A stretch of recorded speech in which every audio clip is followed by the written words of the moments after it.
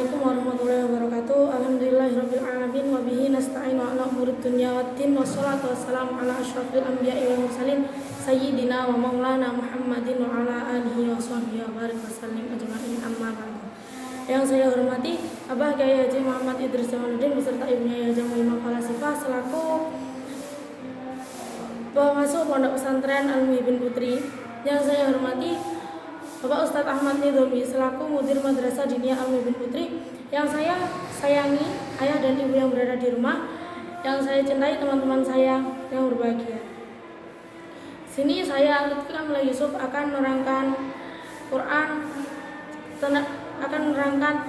Quran surat Al-Baqarah ayat 222 dan 223. Sini dalam Quran surat Al-Baqarah ayat 222 dan 223 ialah isinya menjauhi istri ketika waktu haid.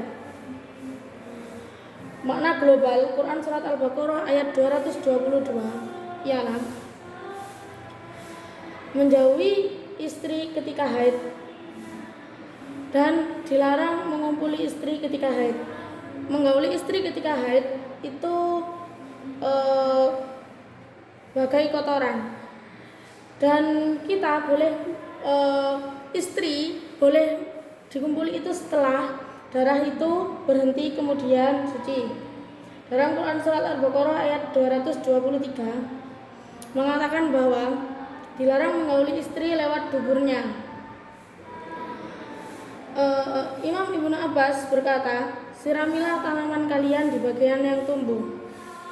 Kemudian sebab turun ayat dari Anas radhiyallahu an berkata, kaum Yahudi itu ketika istrinya haid, mereka tidak makan bersama dan tidak tinggal serumah bersama.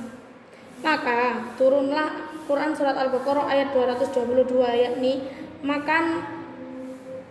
makanlah bersama dan tinggallah bersama. Kalian boleh melakukan apapun kecuali bersetubuh dengannya.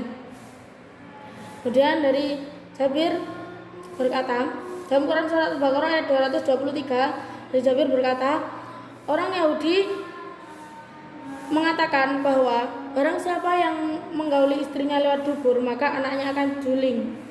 Kemudian turun Quran surat Al-Baqarah ayat 223, yakni istrimu adalah ladang bagimu, datangilah dengan cara apapun sesukamu. Kemudian hikmah tasyri', kandungan hukum. Kandungan hukum yang pertama ialah apa yang harus dijauhi ketika istri sedang haid. Menurut Imam Ibnu Abbas mengatakan bahwa seluruh tubuh istri itu harus dijauhi. Kemudian pendapat yang kedua dari Imam Abu Hanifah dan Imam Maliki ialah jauhilah antara pusar sampai lutut. Kemudian Imam Syafi'i itu hanya menjauhi vagina saja. Terus tarjih menurut Imam Ali As-Sobuni ialah pendapat yang kedua, yakni menjauhi anggota antara pusar sampai lutut saja. Kemudian kandungan hukum yang kedua, apa kafarot bagi orang yang menggauli istrinya ketika haid? Imam Malik, Imam Syafi'i dan Imam Ahmad mengatakan kafarotnya itu tidak ada, hanya cukup istighfar dan taubat saja. Kemudian Imam Ahmad berkata bahwa kafarotnya itu 1 dinar atau setengah dinar. Ahli hadis mengatakan bahwa yang dikatakan Imam Ahmad ini ketika mengumpulinya masih ada darahnya, maka kafarotnya ialah 1 dinar. Ketika darahnya sudah berhenti tapi belum suci, maka kafaratnya setengah dinar. Kemudian kandungan hukum yang ketiga, berapa lama masa haid itu? Menurut Imam Abu Hanifah mengatakan bahwa minimal itu 3 hari dan maksimal 10 hari. Menurut Imam Syafi'i dan Imam Ahmad yang minimal itu 24 jam atau 1 hari semalam dan maksimalnya 15 hari. Menurut Imam Maliki tanpa ada batas, maslahatnya itu tanpa ada batas, karena sesuai kebiasaan wanita masing-masing. Kemudian kandungan hukum yang keempat, kapan seorang suami bisa menggauli istrinya? Imam Abu Hanifah mengatakan bahwa ketika darahnya sudah berhenti tapi belum suci. Kemudian Imam At-Tusi mengatakan bahwa ketika darahnya itu masih ada itu gak apa-apa disetubui, tapi farjinya itu hanya dipercik air, hanya dibasuh saja.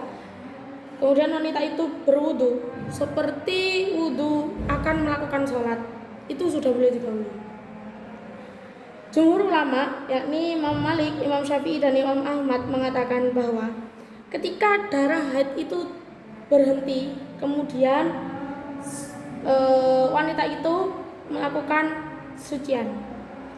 Dan pendapat jumhur ini yang dikatakan pendapat yang paling kuat menurut Imam Ali As-Subki. Yang kelima, apa saja yang tidak boleh dilakukan ketika wanita sedang haid? Yakni sholat, puasa, tawaf, memegang mushaf Al-Quran, dan bersetubuh dengan suaminya. Cukup sekian dari saya. Mohon maaf apabila ada kesalahan. Wassalamualaikum warahmatullahi wabarakatuh.